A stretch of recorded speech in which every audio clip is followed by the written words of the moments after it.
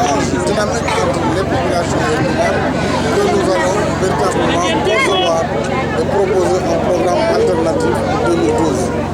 Je suis extrêmement satisfait par ce contact. D'abord, il est instructif parce qu'on découvre toujours des choses assez intéressantes au contact des réalités.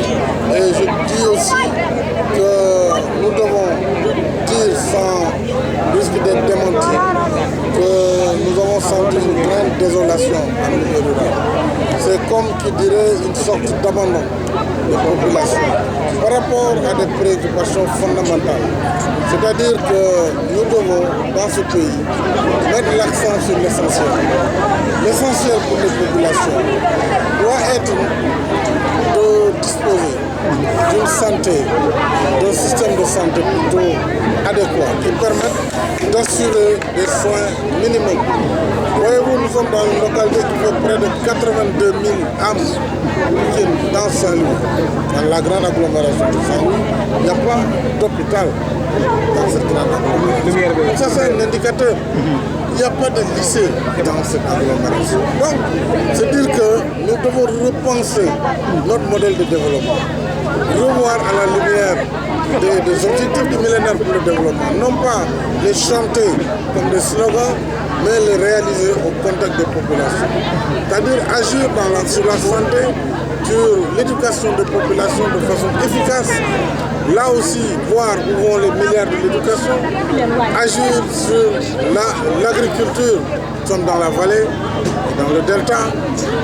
Il faut une véritable politique révolutionnaire en matière de gestion du foncier, avec une concertation avec les populations, les partenaires au développement, les entreprises privées qui veulent développer une agriculture industrielle.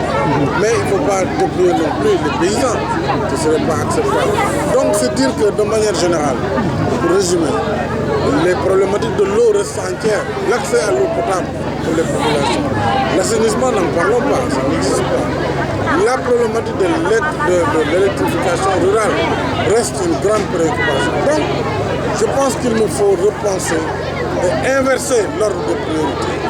J'ai toujours dit, des efforts ont été faits depuis 2000, c'est indéniable, mais c'est très en deçà, très en deçà des attentes des populations. Et à ce rythme, d'ici 40 ans, nous serons encore dans des indicateurs de pays sous-développés. Donc, il faut inverser la manière de voir les choses et réduire ce qui est du train de vie de l'État, du budget de fonctionnement de l'État, rendre plus efficace le fonctionnement et accroître considérablement le budget d'investissement qui en fait est la seule réponse à la demande sociale.